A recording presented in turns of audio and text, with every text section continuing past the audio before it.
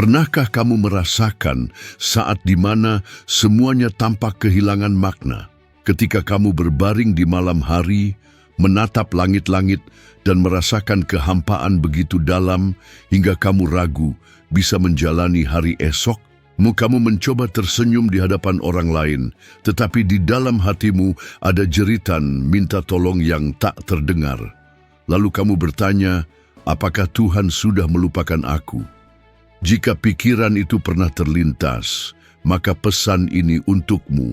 Pernahkah kamu merasa seperti sudah berada di ujung jalan, seolah tidak ada lagi yang tersisa selain lubang gelap yang kamu jatuh ke dalamnya?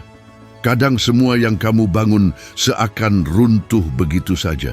Karena hari ini aku ingin mengingatkanmu bahwa Tuhan tidak pernah berhenti mengasihimu. Bahkan saat ini ketika kamu merasa ingin menyerah, Dia sedang menulis babak terindah dalam kisah hidupmu. Mimpi-mimpi yang dulu membuatmu tersenyum kini tinggal abu. Kamu pun bertanya-tanya, bagaimana bisa aku sampai di titik ini? Kamu melihat ke belakang dan berpikir, begitu banyak usaha, begitu banyak pengorbanan, lalu apa yang tersisa? Kamu merasa seperti semua dalam dirimu telah mati, harapan, kekuatan, bahkan iman, dan kamu percaya bahwa inilah akhirnya. Tapi bagaimana jika aku katakan bahwa ini belum berakhir? Bagaimana jika momen ketika semuanya terlihat hancur justru menjadi awal dari sesuatu yang benar-benar baru? Tanah yang runtuh mungkin sedang digantikan oleh fondasi yang lebih kokoh dari Tuhan. Fondasi di mana Tuhan akan membangun sesuatu yang jauh lebih besar dari yang pernah kamu bayangkan. Ingat kisah Lazarus, ketika Yesus tiba di desa, semua orang berpikir segalanya telah terlambat. Lazarus telah mati selama beberapa hari, tubuhnya sudah mulai berbau, secara manusia tidak ada harapan. Tapi Yesus tidak bekerja berdasarkan kemungkinan manusia. Dia ahli dalam membangkitkan apa yang dianggap dunia sudah selesai. Saat semua orang berpikir sudah terlalu terlambat, Yesus membuktikan bahwa bersamanya tidak ada kata terlambat. Dia memanggil Lazarus dengan namanya, dan orang mati itu bangkit, hidup, dan dipulihkan sepenuhnya. Mungkin situasimu seperti itu. Kamu pikir semuanya sudah lewat waktunya. Terlambat untuk memperbaiki pernikahan, terlambat untuk bermimpi lagi, terlambat untuk mendapatkan sukacita, terlambat untuk membangun kembali apa yang rusak. Tapi lihatlah ke dalam hatimu dan tanyakan ini. Kapan Tuhan pernah berjanji bahwa hidup akan bebas dari perjuangan? Tidak pernah. Tapi Dia berjanji akan bersamamu di tengah pertempuran. Dia berjanji tidak akan meninggalkanmu. Sekarang tarik napas dalam-dalam dan pikirkan hidupmu. Sudah berapa kali kamu ingin menyerah? Sudah berapa kali kamu menangis diam-diam agar tak seorang pun tahu? Sudah berapa kali kamu berpikir kamu tidak akan sanggup melewati satu hari lagi? Namun kamu masih di sini. Tahukah kamu apa artinya itu? Artinya ada kekuatan dalam dirimu. Meski terluka, meski lelah, meski takut, kamu tidak sampai sejauh ini tanpa alasan. Di balik semua ini, ada tujuan yang lebih besar. Dan bagaimana jika rasa sakit yang kamu rasakan hari ini adalah kesaksian yang akan kamu bagikan besok? Dan bagaimana jika titik terendah ini adalah tempat di mana Tuhan akan menjumpaimu dengan cara yang belum pernah kamu alami sebelumnya? Di tengah kekacauan yang kelam, beberapa orang justru bertemu hadirat Tuhan dengan cara yang sangat mendalam. Dan perjumpaan itu mengubah hidup mereka. Rasa sakit menjadi bahan bakar, air mata menjadi kekuatan baru. Apakah kamu tahu kisah J.K. Rowling? Sebelum menulis Harry Potter, dia adalah seorang ibu tunggal, hidup dalam kesulitan keuangan, mengalami depresi berat, dan ditolak oleh banyak penerbit. Bagaimana jika dia menyerah? Jika dia percaya bahwa masa tergelap itu adalah akhir dari kisah hidupnya, tapi dia tidak menyerah, dia terus melangkah, dia bertahan. Apa yang tampak seperti akhir justru menjadi awal dari sesuatu yang luar biasa. Mungkin saat ini kamu belum bisa melihat apapun.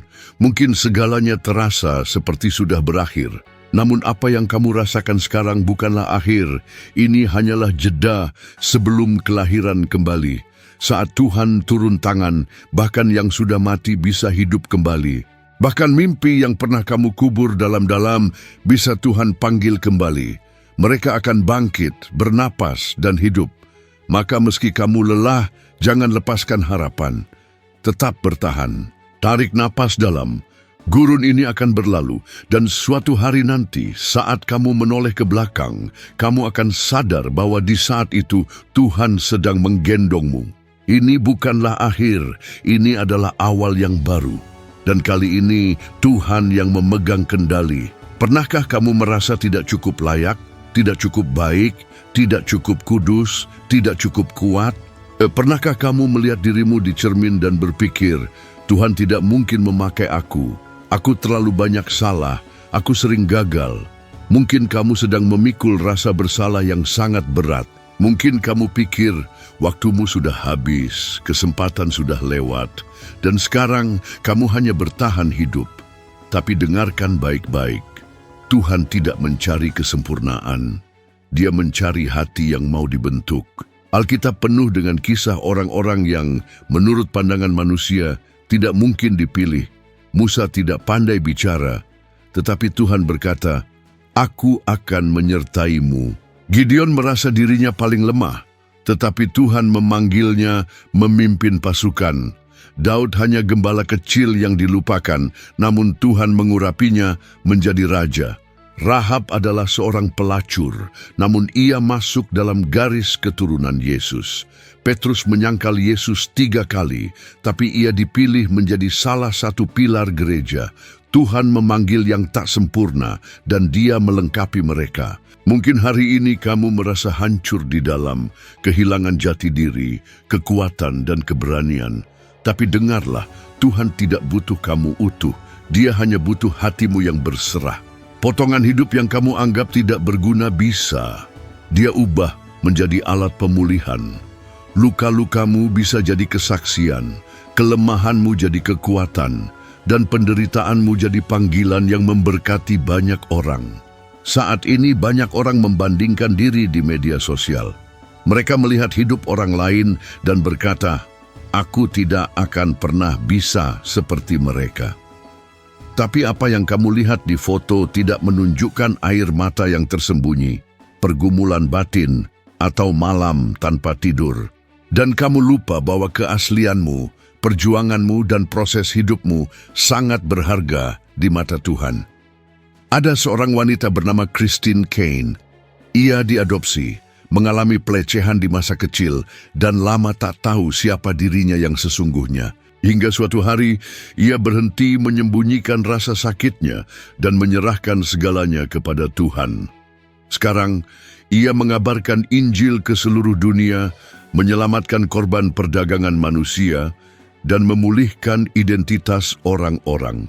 Bukan karena dia sempurna, tapi karena dia bersedia dipakai Tuhan. Tuhan yang sama yang memanggil orang-orang yang tidak sempurna di masa lalu, masih memanggil hari ini. Dan Dia sedang memanggil kamu. Tak peduli apa kata orang, tak peduli jika kamu tidak pandai bicara, takut tampil di depan umum, atau malu dengan masa lalumu. Tuhan tidak melihat keterbatasanmu, Dia melihat hatimu. Dan jika masih ada secercah iman di sana, Tuhan akan menyalakannya jadi nyala api. Kamu mungkin bekerja di tempat biasa dan merasa itu tak berarti, tapi Tuhan memakai kamu di tempat itu. Lewat caramu memperlakukan orang lain, lewat kejujuran dan ketekunanmu, Tuhan bekerja. Kamu bisa jadi pelajar, ibu, ayah, atau pensiunan. Tuhan tidak membatasi usia, gelar, atau status. Yang Dia butuhkan hanya hati yang berkata, "Ini aku." Jangan pernah meremehkan kekuatan dari hati yang berserah. Hidupmu tidak harus sempurna agar Tuhan mulai bekerja. Kasih karunia-Nya tidak bergantung pada performamu. Kalau kamu merasa kecil hari ini, ingat bahwa dengan 5 roti dan 2 ikan, Tuhan memberi makan ribuan orang. Kalau kamu merasa lemah, ingat bahwa kuasa-Nya sempurna dalam kelemahan. Dan jika kamu merasa tidak terlihat, ketahuilah bahwa Tuhan melihatmu. Dia memilihmu, ya kamu. Kadang diamnya Tuhan terasa menyakitkan, bahkan lebih dari penolakan. Kita menangis, berdoa, berharap, tapi tak ada yang berubah. Kita menunggu tanda, pintu terbuka sepatah kata, tapi yang datang hanyalah keheningan. Keheningan yang menggema begitu dalam hingga menimbulkan ketakutan. Dan muncul pertanyaan, apakah Tuhan meninggalkanku? Berapa kali kamu merasa sudah melakukan segalanya tapi tetap tidak ada perubahan? Kamu lihat orang lain maju, berhasil, bertumbuh, sedangkan kamu terjebak di musim yang tak kunjung usai. Dan yang paling menyakitkan adalah kamu tidak tahu kenapa, tidak ada penjelasan. Hanya keheningan, tapi diamnya Tuhan bukanlah penolakan. Itu adalah caranya membentukmu, memurnikanmu, memprosesmu. Dalam keheningan itu Tuhan membentuk karakter para tokoh besar Alkitab. Ia menumbuhkan akar, meneguhkan dasar, dan mempersiapkan sesuatu yang hanya bisa ditanggung oleh hati yang dewasa. Keheningan Tuhan tidak pernah kosong, selalu ada tujuan di baliknya. Yesus pun merasakannya. Di Taman Getsemani, sebelum salib, ia berdoa dalam ketakutan berkata, "Jika mungkin, jauhkan cawan ini." Tapi langit tetap diam, dan ia memilih untuk tetap taat. Dan itu juga yang Tuhan ingin kamu lakukan, tetap bertahan. Teruslah percaya meskipun kamu belum melihat jawabannya, sebab disitulah iman menjadi nyata. Percaya saat semua baik-baik saja itu mudah, tetapi percaya saat semuanya terasa gelap dan tidak masuk akal, itulah iman yang menyentuh hati Tuhan. Mungkin kamu sudah lama berdoa agar pintu pekerjaan terbuka tapi masih tertutup. Mungkin kamu menunggu jawaban atas penyakit, hubungan yang belum pulih, atau mimpi lama yang belum juga terwujud. Mungkin kamu sedang bertarung melawan ketakutan, kecemasan, atau trauma dari masa lalu. Dan yang kamu dengar hanya keheningan. Tapi Tuhan lebih dekat daripada yang kamu pikirkan. Ia sedang bekerja dalam bagian hidupmu yang tak terlihat. Dia sedang menata latar cerita, menyentuh hati orang, membuka jalan yang belum kamu sadari. Coba bayangkan benih yang ditanam. Ia tidak membuat suara, tersembunyi di bawah tanah. Tapi di dalamnya sesuatu sedang terjadi. Ia sedang bertumbuh. Akar mulai terbentuk. Persiapan untuk bertunas sedang berlangsung. Meski kamu tidak melihatnya, proses itu nyata. Begitu pula denganmu. Keheningan Tuhan adalah waktu ketika benih diteguhkan, ketika Dia menguatkan batinmu dan menyingkirkan beban. Dia menanamkan kekuatan yang akan menopangmu di kemudian hari. Banyak orang yang sekarang dikagumi pernah melewati fase sunyi sebelum kemenangan datang. Contohnya Nick Vujicic yang lahir tanpa tangan dan kaki. Dia sempat mengalami krisis besar dalam hidupnya. Pada usia 10 tahun, ia bahkan ingin mengakhiri hidupnya. Ia berdoa memohon kesembuhan, meminta Tuhan mengambil rasa sakitnya, namun yang ia terima hanya diam. Namun ternyata Tuhan sedang membentuk sesuatu yang jauh lebih besar. Hari ini, Nick adalah salah satu pembicara motivasi paling terkenal di dunia. Ia membawa harapan bagi jutaan orang. Mukjizatnya bukan tubuhnya berubah, tapi hatinya yang dipulihkan. Tuhan tidak selalu menjawab dengan cara yang kita inginkan, tapi Dia selalu menjawab sesuai dengan apa yang kita butuhkan. Kadang Dia tidak mengubah situasi, karena Dia ingin mengubah kita terlebih dahulu. Dia ingin kamu belajar berjalan dengan iman, bukan dengan apa yang terlihat. Sekarang lakukan ini selama 7 hari ke depan. Luangkan 5 menit sebelum tidur untuk berbicara kepada Tuhan tanpa meminta apapun, hanya bersyukur. Bersyukurlah atas hidupmu, atas nafasmu, atas kesempatan untuk mulai lagi. Meski kamu belum mengerti semuanya, tetap bersyukur. Itu akan melatih hatimu untuk tenang dalam keheningan. untuk percaya walau belum ada jawaban. Dan di saat yang tak kamu duga, Tuhan akan berbicara. Dengan suara yang jelas, kuat, dan penuh kasih, saat itulah kamu akan mengerti bahwa keheningan itu bukan penolakan, itu adalah persiapan. Jadi tarik napas dalam-dalam. Jangan panik hanya karena jawaban belum datang. Tuhan tidak jauh.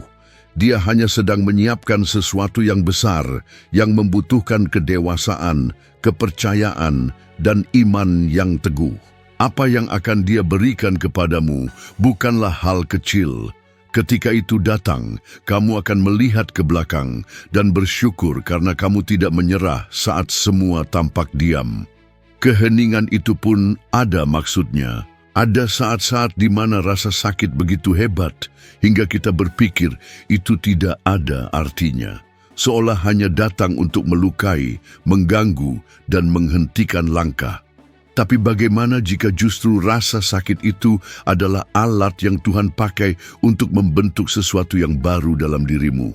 Bahkan kenangan yang ingin kita lupakan, bahkan kisah-kisah yang tak pernah kita berani ceritakan kepada siapapun, Tuhan tahu semuanya dan Dia ahli dalam mengubah air mata menjadi kesaksian. Saat kita menyerahkan bukan hanya kemenangan, tetapi juga luka kita kepadanya, Dia mulai membangun sesuatu yang lebih besar dari yang bisa kita bayangkan. Pikirkan apa yang akhir-akhir ini kamu hadapi. Mungkin kamu kehilangan seseorang yang sangat kamu cintai. Mungkin sebuah hubungan berakhir tiba-tiba. Atau mungkin kamu sedang dalam krisis keuangan. Mungkin kamu sedang berjuang secara emosional dan tak seorang pun menyadarinya. Kamu berusaha kuat tapi rasanya seperti akan runtuh sewaktu-waktu. Hatimu terasa sesak, keinginan untuk menghilang muncul, dan kamu bertanya, apakah aku akan keluar dari ini? Tapi mungkin kamu belum menyadari bahwa di tengah rasa sakit itu sedang lahir dirimu yang baru, lebih kuat, lebih peduli, lebih dalam. Dirimu yang berdoa dengan tulus, merasakan lebih dalam, dan hidup dengan lebih bermakna. Rasa sakit, ketika ditempatkan di tangan yang tepat, akan berubah menjadi tujuan. Ini bukan teori kosong, ini nyata. Lihat saja aktris Viola Davis. Dia tumbuh dalam kemiskinan ekstrim. Masa kecilnya penuh kekerasan, diskriminasi, dan kelaparan. Dia pernah bercerita bahwa dia sering merasa lapar dan malu atas bau pakaiannya serta keadaan rumahnya. Namun alih-alih menyerah pada kepahitan, dia memilih untuk berdiri dengan iman dan ketekunan. Sekarang, dia menjadi salah satu aktris paling dihormati dalam sejarah. Ketika ditanya apa yang membuatnya begitu kuat, dia menjawab, "Rasa sakitlah yang mengajariku untuk berjuang." Rasa sakit bukanlah akhir, tetapi awal dari misi yang besar. Pernahkah kamu sadar bahwa orang yang paling pengertian, paling lembut hatinya, seringkali adalah mereka yang paling banyak menderita?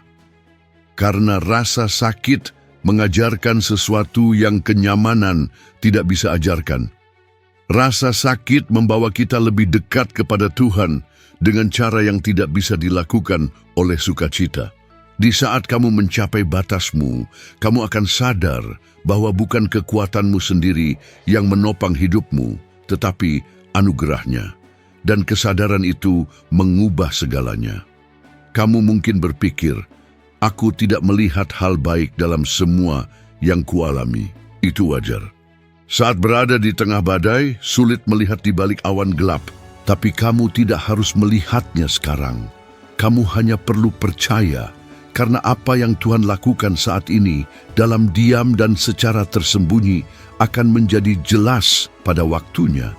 Itu akan menjadi perlindungan bagi orang lain yang kelak melewati lembah yang sama seperti kamu saat ini. Jika kamu bersedia, aku ingin mengajakmu melakukan sesuatu. Selama 7 hari ke depan, setiap hari, tulislah satu rasa sakit yang pernah kamu alami dan satu pelajaran yang kamu pelajari darinya. Pelajaran kecil pun tidak apa-apa, selama itu membentukmu jadi pribadi yang lebih baik. Di akhir minggu, bacalah semuanya.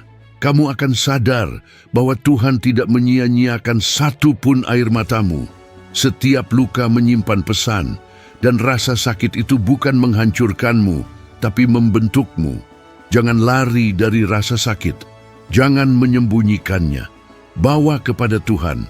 Letakkan di tangannya. Karena ketika Tuhan mengambil apa yang melukaimu, Dia bisa menjadikannya sebagai sarana untuk menyembuhkan orang lain. Disitulah perjuanganmu menemukan maknanya. Disitulah air matamu menemukan nilainya.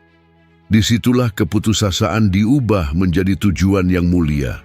Suatu hari nanti kamu akan melihat kembali masa ini dengan air mata di mata, tetapi air mata penuh syukur. Kamu akan berkata, saat itu aku tidak mengerti, tapi sekarang aku tahu, Tuhan sedang mempersiapkanku. Karena ya, kamu pernah terluka, tapi kamu juga telah dipilih. Karena ya, kamu berdarah, tapi kamu juga akan mekar. Karena rasa sakit yang membuatmu berlutut hari ini adalah rasa sakit yang sama yang sedang membentukmu untuk terbang lebih tinggi esok hari. Dunia akan mendengar tentang seseorang yang menang, seseorang yang tidak menyerah, seseorang yang disembuhkan dari dalam dan mulai menyembuhkan orang lain juga. Orang itu adalah kamu. Kamu yang sedang mendengarkanku sekarang, mungkin hatimu sedang hancur. Mungkin kamu menahan tangis selama berhari-hari. Berusaha tampak kuat di hadapan orang lain, padahal di dalam kamu berteriak minta tolong. Mungkin tak ada yang tahu beban berat yang kamu pikul setiap hari. Tak seorang pun membayangkan betapa sakitnya bangun tiap pagi dan tetap melanjutkan hidup. Tapi aku ingin kamu mendengar ini seakan Tuhan sendiri berbicara ke hatimu.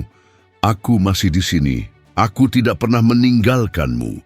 Mungkin kamu ditolak oleh orang lain, dilupakan oleh banyak orang, diabaikan oleh mereka yang bersumpah mencintaimu, tapi kamu tidak pernah dilupakan oleh Tuhan. Bahkan saat semuanya menjadi gelap, bahkan ketika kamu berhenti berdoa, bahkan ketika kamu menjauh, Dia tetap tinggal, Dia menunggu, dan Dia masih ada di sisimu. Dia memelukmu erat meskipun kamu tidak bisa merasakannya. Karena kasih sejati tidak menyerah, kasih sejati bertahan. Mungkin kamu berpikir kamu sudah gagal terlalu banyak, bahwa tidak ada lagi harapan, bahwa kamu telah membuang terlalu banyak waktu. Tapi Tuhan tidak bekerja dengan waktu yang hilang, Dia bekerja dengan penebusan. Dia mengubah sisa-sisa menjadi permulaan yang baru. Dia mengambil abu dan menumbuhkan kehidupan yang baru. Kamu belum melihat apa yang akan Dia lakukan. Kamu belum menyadari apa yang sudah mulai Dia lakukan dalam dirimu. Kamu bukan kesalahan, kamu bukan beban, kamu adalah tujuan. Kamu adalah pilihan. Kamu adalah rencana yang sedang dibentuk oleh tangan Sang Pencipta alam semesta. Dan meski hari ini kamu terjatuh, berdarah di dalam, tanpa kekuatan untuk minta tolong, dengarkan kebenaran ini dengan segenap jiwamu. Ini bukan akhir. Masih ada kehidupan, masih ada janji, masih ada awal yang baru. Kamu hanya perlu melangkah sekali lagi. Satu langkah lagi, meski sambil menangis. Meski tanpa memahami semuanya, hanya satu langkah lagi. Dan ketika kamu melihat ke belakang, kamu akan menangis haru karena tidak menyerah. Kamu akan memeluk dirimu sendiri dan berkata, aku bersyukur tetap melangkah. Karena Tuhan akan menunjukkan padamu bahwa semua ini bukan untuk menghancurkanmu, tapi untuk mendorongmu menuju tujuanmu.